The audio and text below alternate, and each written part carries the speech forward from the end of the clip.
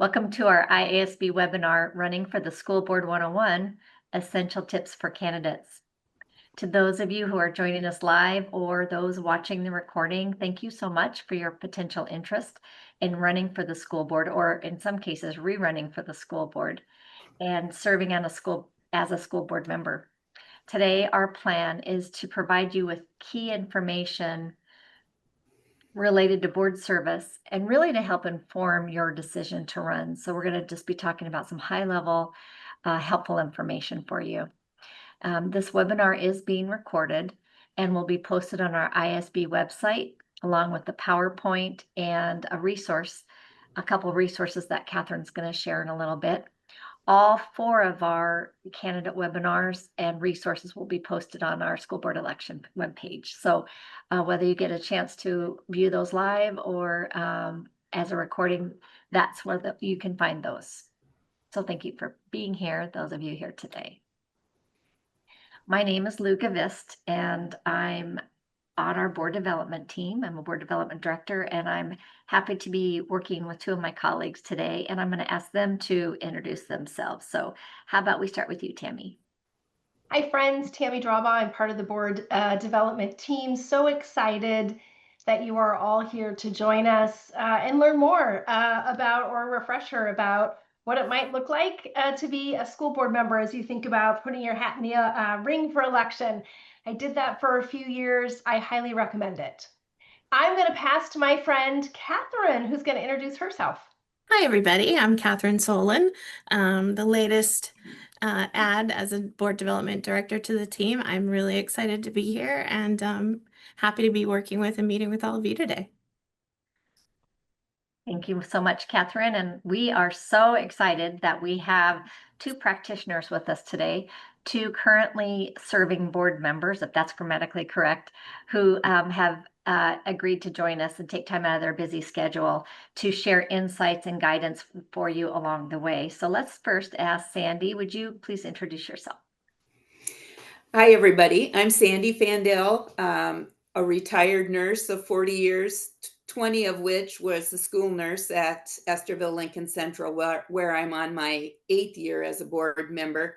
I'm vice president this year, and we have a little over 1,100 students in our school. Thank you, Sandy. And Nate. Hi, I'm Nate Gruber. I'm a member of the Cedar Falls Schools Board of Education. I was elected in 2019 for the first time and was reelected in 2023. I currently work in the registrar's office at the University of Iowa, but I have previously been a certified teacher, substitute teacher, school parent, board member for a nonprofit preschool. So my experience in education has run pretty broad and pretty deep in some instances. Thank you to you both so much for, again, being here and willing to share your own experiences to add some dimension and a little bit more meaning to our conversation today. And for helping our audience really understand what it's like to run for the school board and some things to think about. And speaking of our audience, Catherine, I think you're going to share some tips about participation today. I am. Thanks, Lou. Yeah, so we have built in a couple different options for you to participate in our learning together today. We have several quick polls that we'll run throughout just to check in and gather some perspective with all of you regarding the topics we'll discuss today. So please plan on participating in those. And then we'll also be monitoring the chat feature. You should see a chat icon probably along the bottom of your screen. So please submit questions at any time and we'll do our best to answer those as we go along. We love to hear from you. So with that, I'm going to go ahead and launch our first poll today just to get an idea of who's joining us. Catherine, thanks for launching that poll. Friends, you have a couple of choices that are on the screen. To note, we can't see specifically how you are voting, if you will, or what option you're choosing, but it does give us a sense of who's on the call and helps us think about our conversation. So you're thinking about running for the school board. Maybe you haven't quite decided. I have decided and I'm going to run. Number 3 is I'm not running, but I like to learn about the work of the school board. I would say, who doesn't like to learn the work, by the way? I'm a current board member. I'm a superintendent. And the last option is I'm a school business manager and or a board secretary. So those are your options. It looks like, Lou, we've got some nice variety that is coming in. And it looks like we sit between about 24-25% have said, I have decided I am going to run, which is awesome. There's a small percentage that's not sure yet. You'll be sure by the time we're done. I'm certain you'll want to say yes. And then it looks like we have some current board members on, which is awesome as well. And another split between some of our ever important school business managers and board secretaries. So we're grateful they're there to join us. Lou, do you want to set the stage for what we're going to learn today? Yes, thank you so much, Tammy. So again, this PowerPoint, it's going to have some live links to it. It will be posted on our website, so you can refer back to it as a resource for you. Today, we're going to be exploring some foundational elements of school board service. And the first tip that we're going to talk about is the authority of the board. What is it, big picture? And what's the difference between the authority as an individual and authority as a team member as a board? And then we'll be looking at a very high level, what is the role of the board? What is governance? And what does that look like compared to the role of the superintendent and staff? Then we're going to barely dip our toes into the district school finance water, not going to go really deep. So we're going to touch a little bit on some key understandings related to that topic. And then we really want you to think about board service. What is the time commitment? That's going to be something really important for you to understand as you consider board service. And then some tips around how you can approach learning more about your district. You may be doing that already, but you may learn some additional things about what you may want to think about learning. And then we'll talk about some resources and some tips around filing and running as a candidate. So those are our big picture takeaways for today. And I think, Tammy, you're going to start us off with the very first one. I am. Thanks, Lou. Let's talk about understanding the authority of the board. I know the first time I ran as a board member, I really wasn't quite sure what I was getting into, but I quickly learned that the board works together. So if you have a 5-member board or a 7-member board, you are working as a whole together, and you're doing that at the board table. That's probably one of the most important pieces. You have said that you've published that you're going to have a meeting. You're having great conversations in the view of the public. And we know that that isn't always easy to do, but by law, when you meet together, the public gets to hear those conversations that you're having. There are a few specific instances, and they're pretty narrow, on when the board can publish that they're going to have a closed session. So the majority of your conversations and deliberations will be in the view of the public. It's also a great opportunity to be able to hear from each other, and it will be how you will also get a sense and understanding from your peers. There are procedures in place about how the public might approach the board. But those are very specific during a meeting, and it's not a time for a back and forth with the board.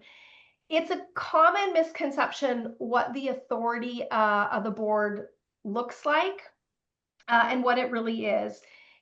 We often hear that the community may think that once you are a board member that there are lots of things that you get to do. I always like to say chocolate milk in all the drinking fountains. And independently, that is not a decision a board member makes.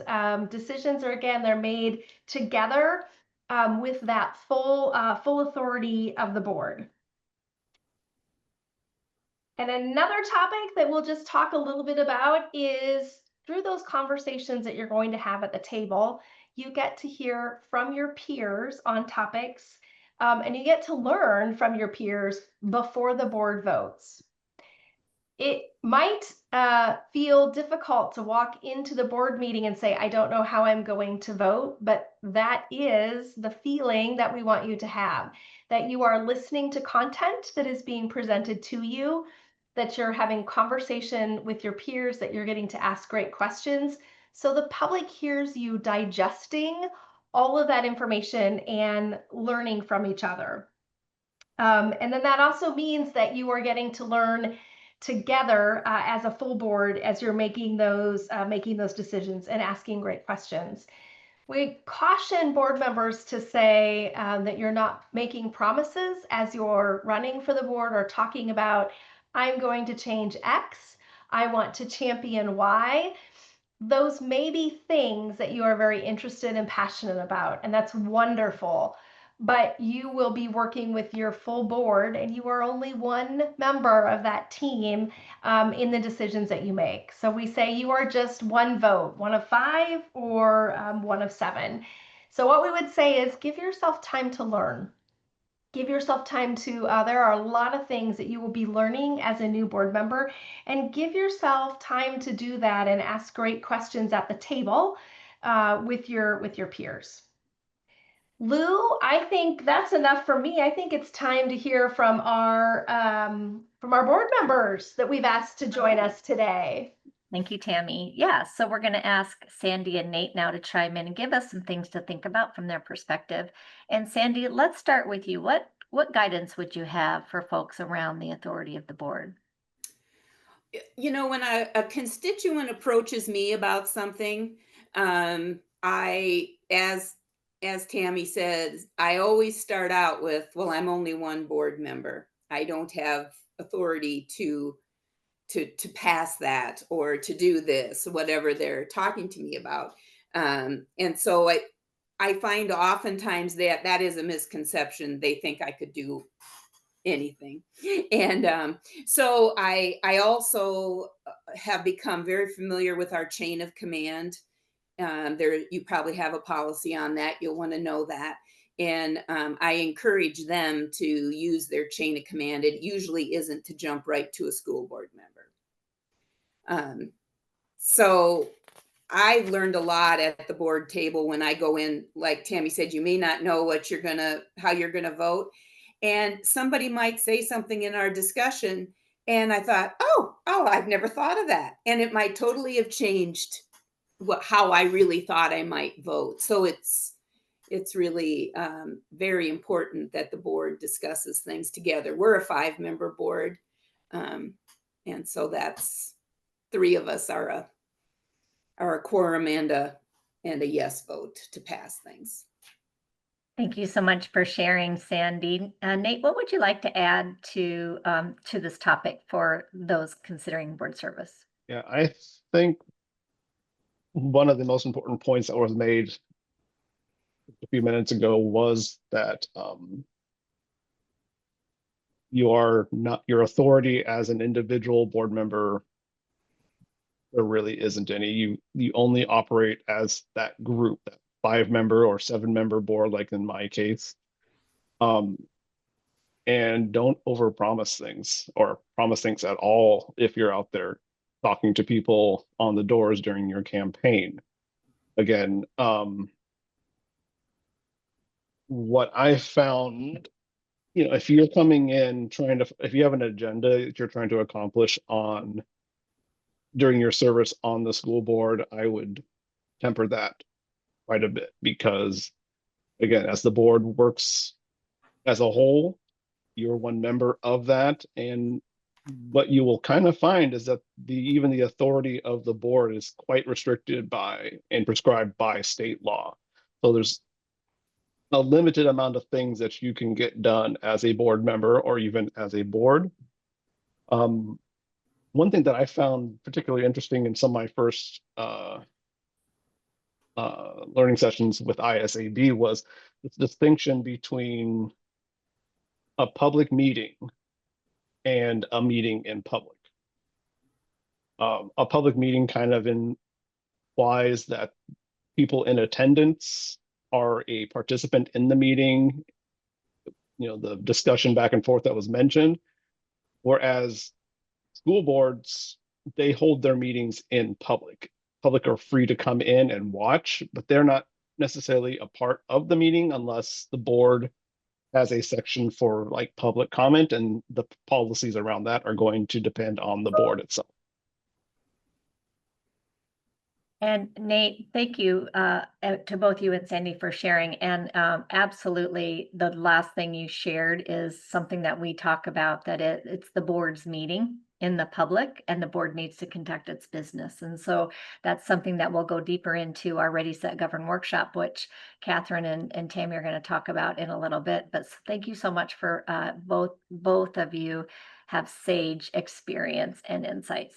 By the way, if you have any additional questions, remember to go ahead and use our chat feature, put them in, and then we'll be watching and fielding those along the way, as Catherine said earlier. So let's go on to our next topic, which actually is a poll. Catherine, Tammy?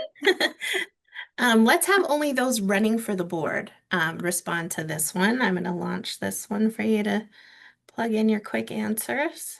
And I will remind you, we don't know how you individually vote, so it's okay. Whatever way you answer is just fine. And I'm watching the numbers grow. Looks like we have a small percentage who have said, people have already asked me to promise that I'll vote a certain way on a specific issue or topic. Maybe they didn't use, Can I wait? People are still voting? Should we wait until Catherine launches the poll results? Absolutely. I just did that. Sorry, I didn't want to break into what Tammy was saying. No, I'm sorry, Tammy. I just published it. I saw it slow down. Okay. I was just going to say, people may not say those exact words, right? It might not be, will you promise me you'll do, but there may be some language that feels like that's what you're asking. Lou, it looks like we have a lot of folks who've said, nope, nobody has asked me that. So I think you're going to talk us through the role of the board. It is interesting though that a few people have been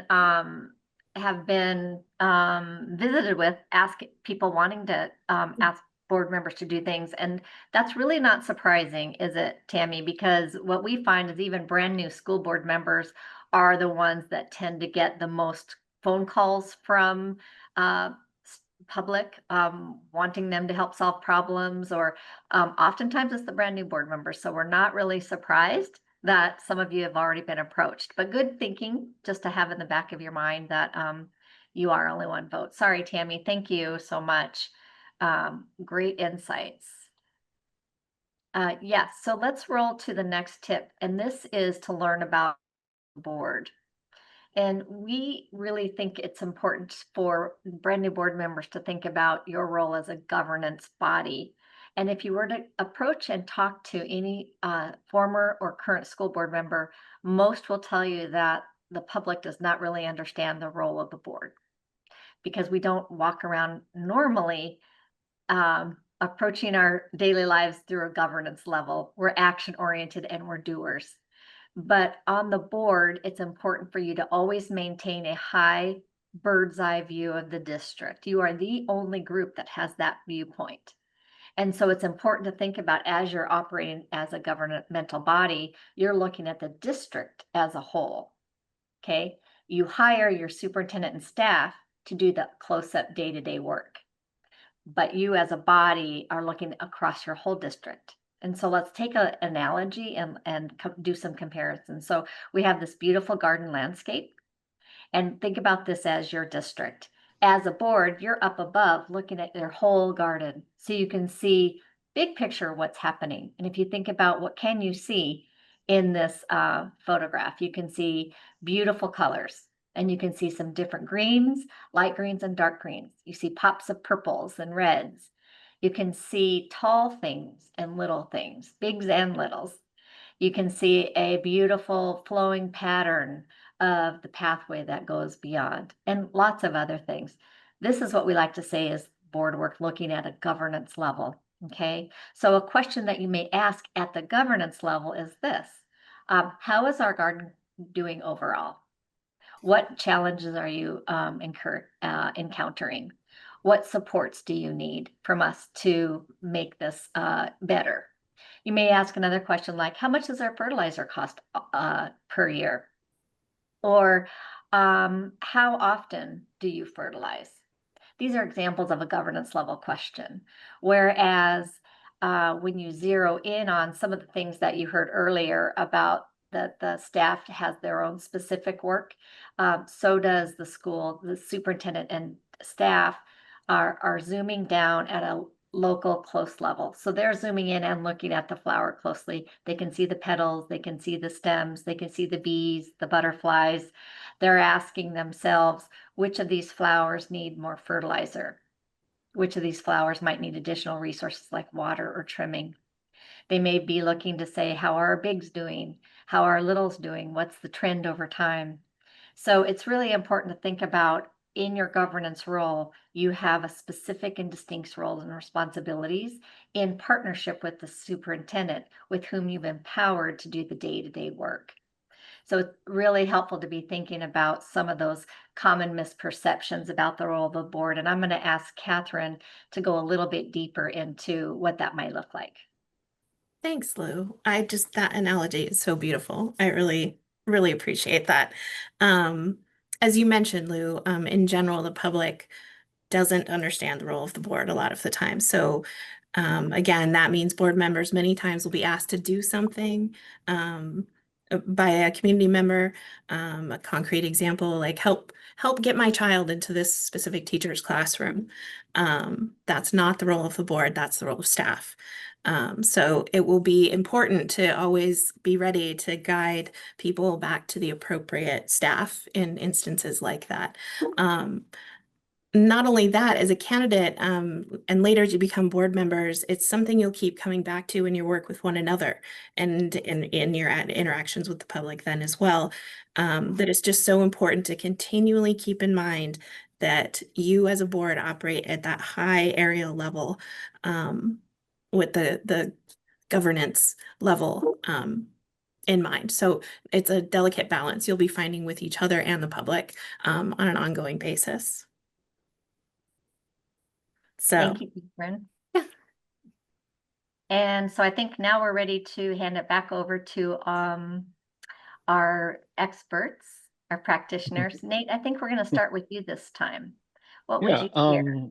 Yeah, for me especially when I came on the board back, almost in 2019, I think for me, going from candidate to sitting board member, the hardest thing was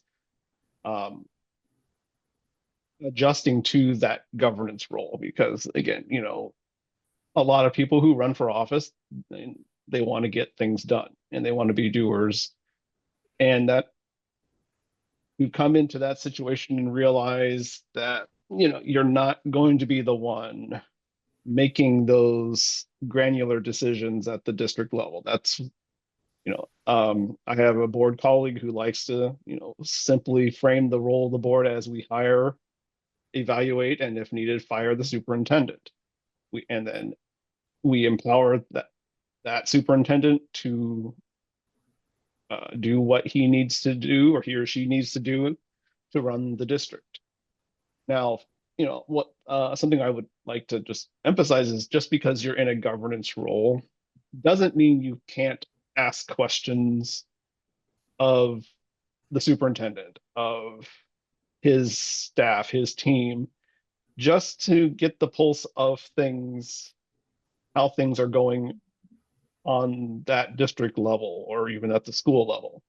Just because you can't have a direct effect, or you're not the one specifically making that decision, doesn't mean you can't ask them about it and just get, that's part of your governance role, is to ask those questions to make sure that things are going the way the board would like them to go. Thanks, Nate. Absolutely. The board does have a very important governance role in terms of setting the direction, providing the supports, and then monitoring throughout. So asking good questions is always a very helpful part of that practice. Sandy, what else would you say about the authority of the board, or learning about the role of the board? I guess one of the things that we did as a board that I think is a good example of the governance was we had a work session that IASB helped us work through what our mission statement was and the goals. We set 3 goals for the district, and then we base our policies on achieving those goals. And that's what we're expecting the superintendent and his staff to accomplish. And we do on our board agendas each month, we have goals attached to each agenda item.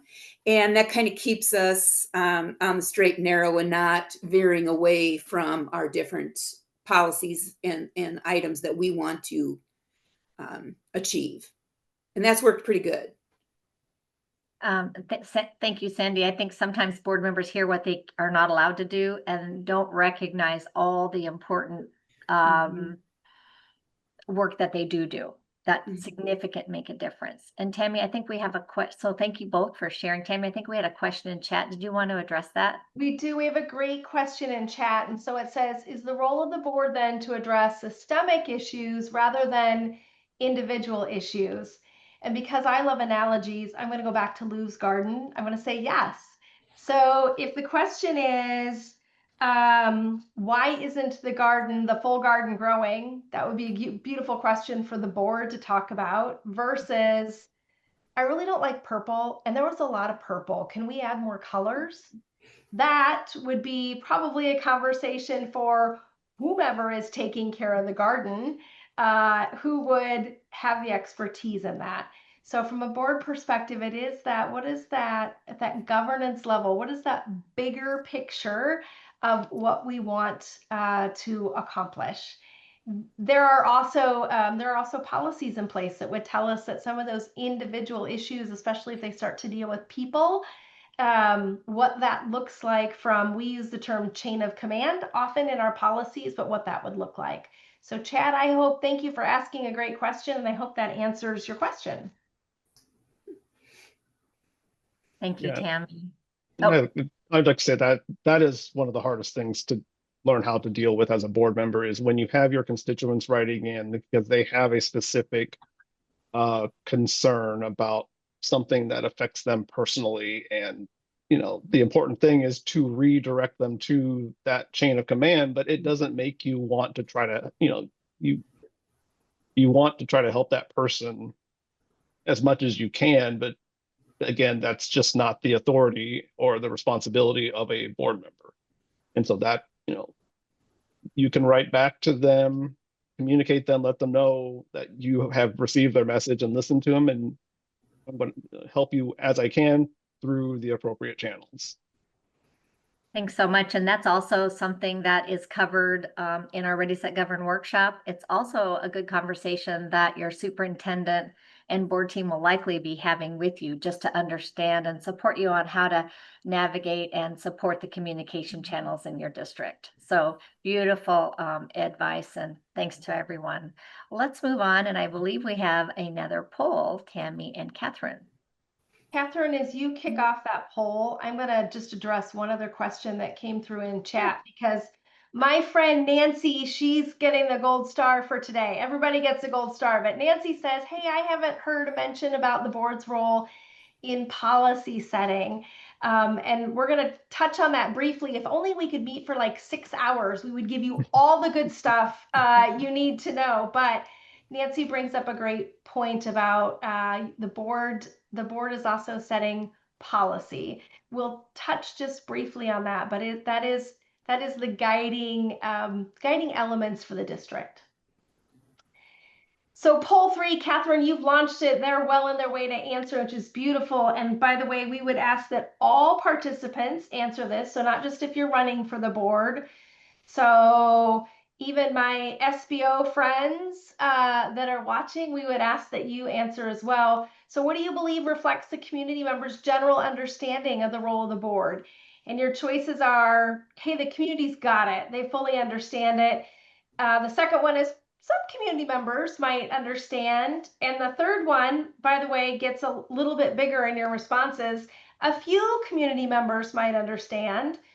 And the fourth option was, this is something I'm just learning. I don't know how well community members really understand the role of the board. So, Catherine, I haven't seen anything jump too much. No, I'm gonna share the results here. Here we go. Beautiful. So it looks like we have a strong majority of you that have said number 3. A few community members understand the role of the board, which is that all of these, by the way, are beautiful statements. And then you're split between number 2, some community members understand the role of the board, and some who've said, I'm just learning this. I don't know how well my community understands the role. And sometimes it can also be a little hard to gauge.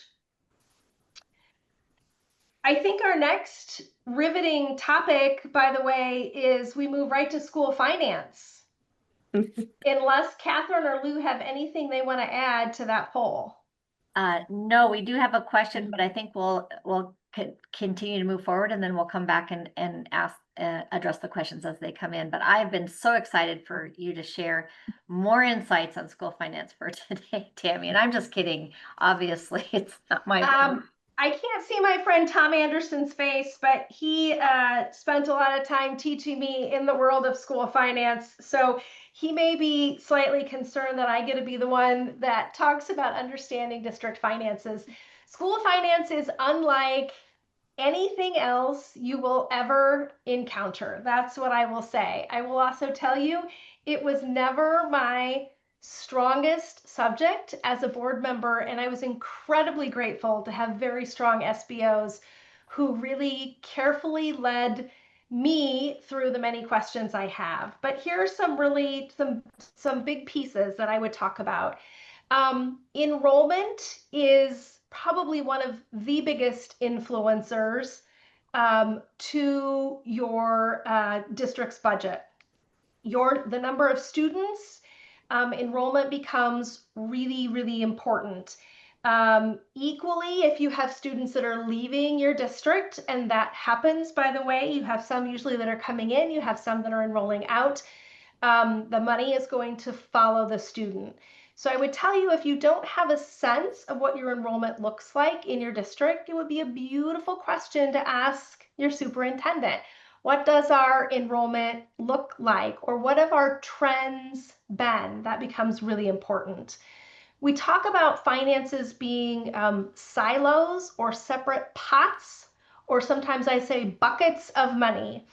If anyone that has joined us today is familiar with farming at all, you do not mix your corn and your beans, because it will impact you dramatically when you go to drop them off at the elevator. Well, the law is very clear. You do not mix your pots of funding. So it may look like in a pot or a bucket, you have all kinds of money. And you may say, why aren't we paying XYZ? Why aren't we paying someone more money? You can't always just take from that pot and use it for salaries. There are very specific things in how you can spend money. One of the pockets that you may hear about is PEPL. And if you hear someone say pebble, as in a rock, it's PEPL, and it stands for Physical Plant and Equipment Levy. And as an example, that particular pot of money means I can use that in for a very specific purpose. For physical building, I can use it for equipment I'm going to buy. I can't take money out of there and pay salaries. The law does not allow that. And so it can be confusing when you look at that. The school year runs July 1st through June 30th. So we have just started a new year. And by the way, if you think about property tax funds that come to you, those are going to come to you in September, October timeframe. That's not always just an automatic, as soon as you write your check and pay your taxes, The piece that goes to the district doesn't automatically just go immediately to the district either. So learning that time frame becomes really important. I would say that the one thing that you can do is please, please, please ask your superintendent, ask your SBO lots of questions. And while it's absolutely okay to ask questions at the board table, I would also say give your superintendent and your SBO time to say, hey, here's things that I would like to learn, and give yourself time to be able to do that independently. I would say off camera, that would let me ask all the questions that I wanted to ask and feel a little bit more confident when I came to the table. Your friends at IASB will also we have a whole finance team, and they will also, during BoardCon, you'll have opportunities that you can also learn about finance. So don't be intimidated by it. It's a really important piece of what you will need to understand. Catherine, I'm going to let you wrap this up, and I hope I didn't take all the goodie out of all the things. No, no, of course not. Yeah, I would just say that, again, just kind of reiterate that it is a really common thing to hear from board members that district finances are just a really big area to get your mind wrapped around. So if you go on to choose to run and are elected, just please give yourself grace. Keep in mind, it is just going to take time to learn. So be persistent, be patient with yourself. Remember that even the most seasoned board members say they continue to learn about school finance. So speaking of seasoned board members, for those of you who do go on to join a board, you know, as Tammy mentioned, don't be shy about leaning into those experienced members of your board for their insights, their guidance, advice. That mentorship is just an incredible learning resource, and your superintendent and SBO as well, of course. And also, as Tammy mentioned, there are a lot of other resources available to you too. To just be a little more specific about it, I'd encourage you to look into IASB's pre-con offerings. On Wednesday, November 19th, here in Des Moines, we'll have some sessions that could be really helpful for you, as well as the rest of BoardCon that week. In addition, our website is filled with really robust, terrific tools. If staff, your board development team and other experts here are just a phone call away when you need us. And your district's business manager and superintendent, again are great resources that are always available for continued support to you. Lou, I think we're going to go back to Sandy and Nate to share their insights on this. Lou, do you Okay. want me to jump into chat real quick? Sure, right before we Yeah. go to Sandy Nate, thanks. Tammy, I think you're seeing maybe a question in chat. Yep, there's a couple different things. One of the questions is, so each Iowa student gets about if you are a student, you are given about $8,000 from the state to educate you in your district. It's actually 7,998, I think. So for rounding purposes, let's just call it 8,000. And the question is, if a student leaves the district, does that funding follow the student? And the answer to that is it does. Now, it's also important to remember the budget, when it's approved, is a year ahead. So it's a little bit like you're trying to forecast something you haven't seen yet. I'll say it that way. So if you don't know that you may be losing students, you don't know what those funds are, but the funds will follow the student where the student goes. There was one other question just around teacher shortage and bringing suggestions to the table. And I would say having that conversation with your superintendent is great.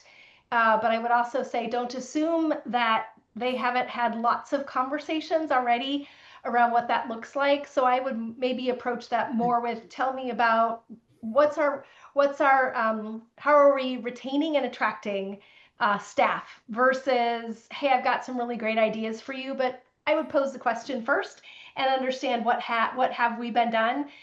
Could be a great opportunity for the full board to learn together at the table. But I'd give my superintendent a heads up. I wouldn't just pop that question into a meeting. Thank you so much. Let's go to Sandy and Nate now. regarding understanding district finances. And who are we starting with this time? Are we starting with, is it you, Sandy?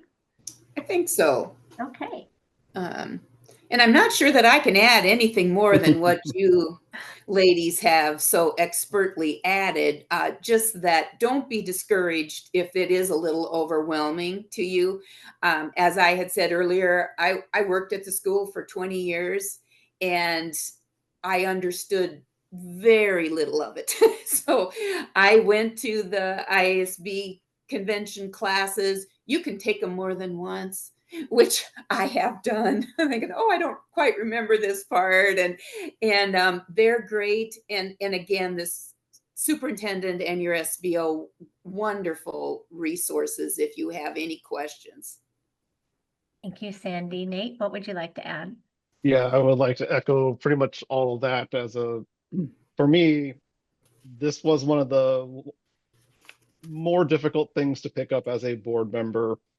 ISAB's workshops at convention and stuff helped immensely, but it was still, I was heading into at least my third year, maybe into my fourth year where I was, going up for reelection, where I felt like I could, have a one-on-one chat with someone and competently talk about how school financing works in Iowa. Now, that said, like once you kind of have a grasp of those basics, it really does make a lot of sense. There's a lot of logic built into it. It's just learning how those pieces work together can take some time and some effort on your part. I love the corn and soybeans mixture that was mentioned earlier. It's something our SBO uses a lot with the silos and mixing corn and beans. The challenge sometimes is when like you hear about the teacher, like teacher retention and shortages and things like that. And maybe your district's also putting up a fantastic new facility like mine was. And so you get questions like, well, we're spending how much on the building, and yet we still can't increase teacher pay to help make them stay. It's very important to like that siloing of that money. It's just you can't, capital fund and like if you bond and have a capital fund to help build that building, well, you can't move that money around. That's probably not hard to understand, but it's something that is not well known. Likely not well known in your community. Thanks so much, Nate. Iowa school finance is so unique. Even people with background in business or accounting or banking find it an interesting change. It's still very different. So all to say, it's something that you'll just want to continue to learn about. So thank you so much, everyone, for your contributions to that important topic. Let's do a quick poll, Tammy and Catherine, about enrollment trends. And I think, Lou, on this one, we're going to ask those that are considering running to answer this one. So your choices are, the question is, what's your level of understanding about your district's student enrollment trends over the past few years? And the first answer is, I've got a good level of understanding. I know what they look like. I could tell my neighbor. The second option is I've got some understanding, but I need to learn more. I'm not very confident in describing my trends to my neighbor. And the third one is I don't have an awareness of enrollment trends and I need to learn what they are. I would not have that conversation with my neighbor. And again, we cannot see who's answering in what method, but I'm watching the numbers click along still a little bit. Catherine, you're seeing them too. I'll ask you to. I am seeing them. They've slowed down a little bit here, so I think we'll end this in just a couple seconds to give the last few people a chance. I think I'm going to go ahead and publish. Awesome. So it looks like about half of you said I have a pretty good understanding of what the enrollment trends look like, and kudos to you. If you know that is fabulous. While I always wanted to see what does it look like for this year. By the way, we don't know this year yet because the count isn't done. until October. But I always wanted to know what the current year was. And what I will tell you is looking back is just as important and understanding what's been happening in the last 5 to 10 years. And by the way, in the state of Iowa, there are lots of districts, not all, but there are lots of districts that are seeing an enrollment trend that is making it's going downward. Some of that is, this might be shocking, but it's also related to birth rates. What's happening in your communities? And then your split. The next one is, yeah, I've got a pretty good understanding, but I don't know that I'd be super confident and be able to explain this to my neighbor. And by the way, you don't have to be an expert in that. And, you know, Nate said, once you dig in, and Sandy too, I'm also a product of you can repeat the classes more than once. It's really helpful. I could probably stand to do it a few more times. Once you start to get a handle on that, that's great, but you don't have to know all the answers. You can always say to a community member, hey, that's a great conversation. You should reach out to the district. Somebody could walk you through that content. So, Catherine, I think I pass it to Lou. That's what I think I do. Thanks, Tammy. Appreciate it. All right, here's all of these tips are really important, and they're not in any particular order. Just another one that we really want you to be thinking about: the time commitment, and approach board service with your eyes wide open about the expectations and responsibilities that you're taking on. When you choose to run, I correct that, Tammy, not if, but when, and if you win your election. It's really important to understand that board service means more than just meeting once a month. In fact, board members laugh when we say, well, you're just meeting once a month, right? And it's kind of an inside joke. No, it's a lot more work than that. Some board teams meet monthly. Some board teams meet twice a month. In addition to that, though, most board teams have other meetings that board members are required to attend, such as sometimes there's a board workshop, or it's not an action agenda, but it's an agenda where the board and superintendent are taking time to learn more deeply together. And those are the kind of workshops that IASB come and do at your board table. There's other, so there's a lot of time at the board table that you'll be spending together.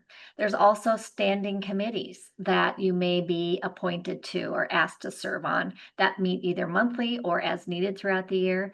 And sometimes board members are asked to join maybe a community advisory group.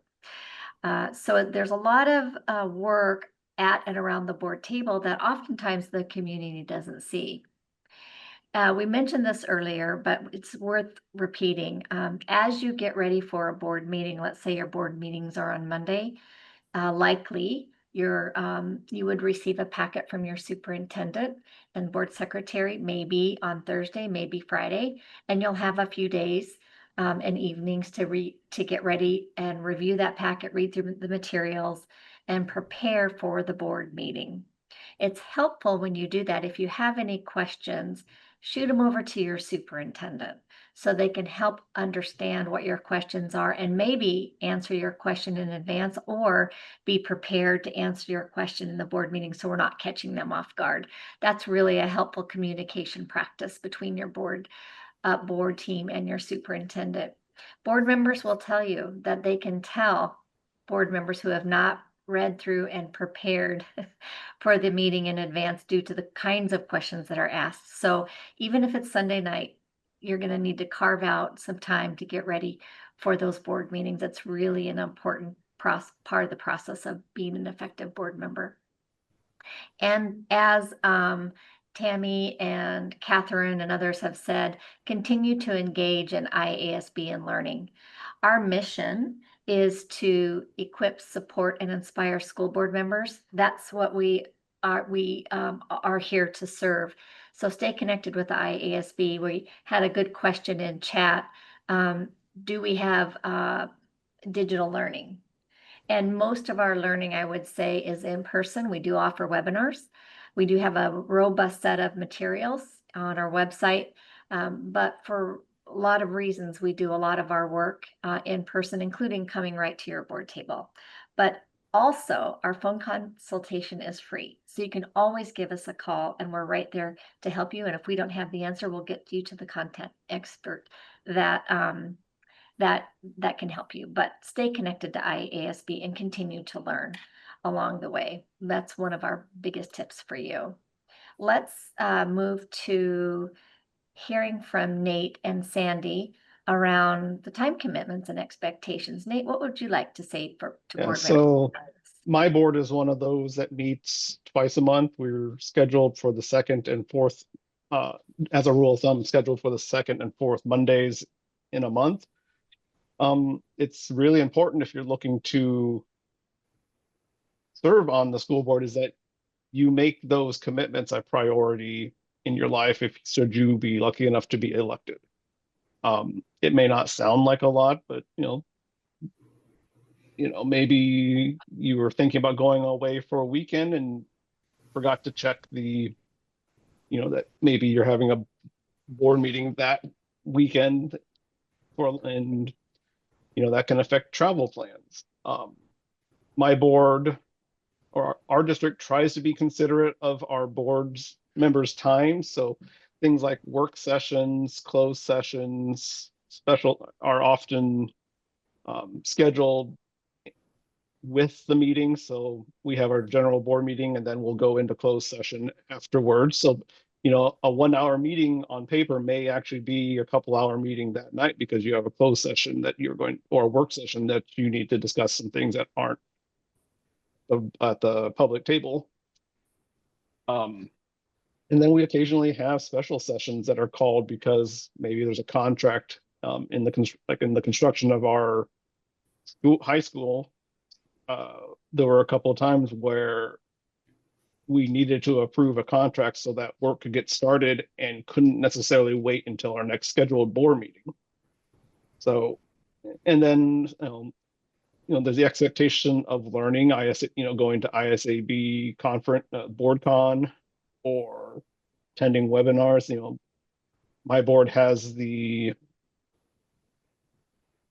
kind of the expectation that you as a board member continue to learn so you can serve the community. Thank you, Nate. That was really helpful. Sandy, what else would you like to add? I think that we have a goal of us all learning X amount of hours. And I think I should have looked that up first, but I think it's 20 hours a year. So if you can't go to convention, which if you're working, don't be concerned. We've had IASB come to do the work sessions, which is really good and sometimes maybe better because we can relate it totally to our own situation. Another thing is talking to your constituents might take more time than you think. I'm from a small town. I go to the grocery store. It might take me an hour to get out of the grocery store where normally you'd think it'd be 30 minutes because somebody wanted to talk to me about an issue. So there's just some sort of hidden time, I think, that you might want to be aware of. Pam, anything else that you would like to add about expectations for running or for board service, or Catherine? Y'all said it excellently. Agreed. Well, we were going to do another poll, but instead, thank you, Sandy and Nate, but instead of doing the poll, because we want to talk about some other important topics. Tammy, do you want to just talk through the slide on how people may be able to learn more? Absolutely. I would highly encourage you to reach out and talk to former and or current board members and ask them how much time they spent. The amount of time it took me to read through my board packet in my first few months looked very different after several years, but it does take some time to work through. Get perspective from the superintendent. The superintendent can also share some boards. Sandy, you set us up beautifully to talk about the annual board awards. So board members, if they invest 15 hours of learning they receive accreditation for that or an award. And when your full team does that, a majority of the board, then that team is recognized. Some boards have that expectation that board members will do that. So ask that question. Talk with your board secretary or your SBO, and in some districts it's one and the same. They are also a great reference. And if you've not attended at least one meeting, and I don't mean just the parts you like, from start to finish, I highly encourage you to do that. That'll give you a sense of just how long the meetings run, because sometimes they have a lot of content to get through. Sorry, Lou, you can keep going unless anybody wants to add to that. No, I'm trying to see more people and I keep advancing the slides, so I apologize. There's just too much going on my screen. Sorry for throwing everybody off. I'm going to share just a couple of quick tips about how you're going to learn about your district. Sometimes we'll hear, hey, I've sat on a lot of different boards and I feel like I got this. I know what I'm doing. And there's no doubt about it. Different boards can give you some different perspective. I will also say, as someone who has also done that, a school board was just a bit unique. And so I would start by visit your district's website. Identify what are those really big picture pieces of information. Thinking again about Lou's beautiful garden, I would look on the district for the vision, the mission, and goals or priorities. Different districts will do that differently, but take a perusal through and understand what are some of those kind of guiding pieces that you will see, and you will see and hear words about educating all students, and what does that look like? When you are elected, you'll want to ask more questions about, just understand what the goals are and what those priorities are. Along with that will be some of the key initiatives about what are we doing in the district? What is the district already doing? Because you will be taking a spot, standing on the shoulders of many who have walked ahead of you and laid some beautiful groundwork for what your district is working on. So understand what those key initiatives look like and what they are. And then again, thinking about what's the state of the district. Understanding your boundaries, having a sense of how many counties might you cover your district, how many counties does it cover? How's your board made up? Are you all what we would call at-large seats, or do you have director districts? Just really getting an understanding of what that looks like. Staffing trends is a big conversation right now. So understanding what does that look like and what has the district done? What are areas maybe that are really hard to fill areas, or maybe harder than others? You may find that your district is sharing resources with another district, which, by the way, is a beautiful way to do that. But again, asking some of those high-level questions and really getting that perspective of what's happening on the board will help you understand your work better once you're elected. Lou, I think I'm passing it to you to either help me with anything I missed, or pass it on to Sandy and Nate. Let's see if Sandy and Nate each have a brief insight they can share about learning about the district and why that was helpful. Sandy, I think we're going to start with you. Okay. Well, I really think the website is a wealth of information. Attending school board meetings, I wish more people would, even people who aren't running. And then talking to the superintendent and SBO. Thanks so much, Sandy. Nate, what would you like to offer? I'm not sure I really have a whole lot more to offer given between Sandy and Tammy. So yeah, like, be active about it though, Yeah. Don't be a passive learner, be active. And superintendents would love and would welcome an audience with you. I've heard that over and over and over. Don't be shy about asking to come in and spend some time with the superintendent. As a potentially new board member, they would love to visit with you. Thank you so much. I think we're going to hear a little bit of guidance from Catherine on tips filing as a candidate. Yeah, just quickly, there's a few very important dates for those of you considering running for the board. Your very first date to file nomination papers is going to be August 25th. Your very last day is September 18th. Also want to make sure you're aware that we have a very comprehensive school board elections webpage on our website. I'm going to drop that in chat so you have the link. It's also here on this slide for you. For example, one thing you're going to want to make sure to check out is the guide for school board candidates, and I'm going to specifically put a link to that as well. Also want to make sure you know about our upcoming second candidate webinar on September 3rd regarding legal and ethical campaigns for the school board. Make sure you check that out. Thanks, Catherine.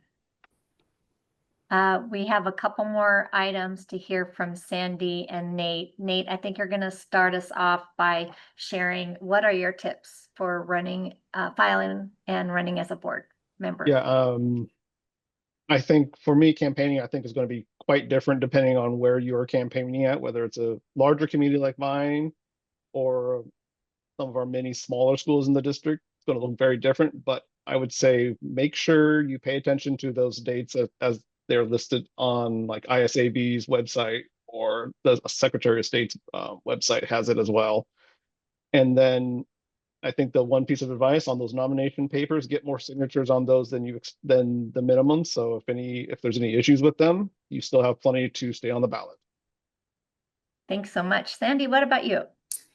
You know, I think a large district versus a smaller district is very different. But the filing the paperwork is the number one thing. I also took out an ad in the paper, but we didn't exactly have rallies or anything like that as a little smaller town, but good tips that Nate said. How do you, any tips on how to get signatures? Question just came in. Sandy, what would you say? Well, I went to a lot of school activities. We had what we call a back to school bash, which I didn't have any trouble getting any, you know, there was a lot of people there. School activities is a good place too. And the people expect you to talk about school things. Nice captured audience. Thank you. And Right. Nate, you went up and down your street. Yeah, just I got talking to most, folks. last couple of times, but yeah, school activities, other meetings, because they're not committing to voting. They're not committing to voting for you. They're just trying to get on the ballot. You know, maybe sometimes you're like, should I approach this person? Will they support me? You don't have to worry about that at this point. You're just trying to get on the ballot, and you just need signatures. And let's hear one last tip overall from each of you. Sandy, what would you like if you had one piece of advice that we haven't talked about yet to those considering running for board service? What would you say? Well, that's pretty simple for me. If you put kids first and what they need, you'll never go wrong. Beautiful. Thank you. And Nate. Yeah. If you're here considering it, I would encourage you to do it. It's very fulfilling to serve your community in this way, especially one that's so much, most people can get around, like supporting education in the community. So if you're thinking about it, give it some serious thought to do it. Thank you so much. There's a couple questions coming in around a guide for signatures, addresses, phone numbers required. I think all that information is, Tammy, what were you going to say? You can tell it's on the tip of your tongue. You were spot on. That information will be in the guide. It'll tell you it's a percentage of voters in your last election, or 50 signatures or 100 signatures, but it will tell you that.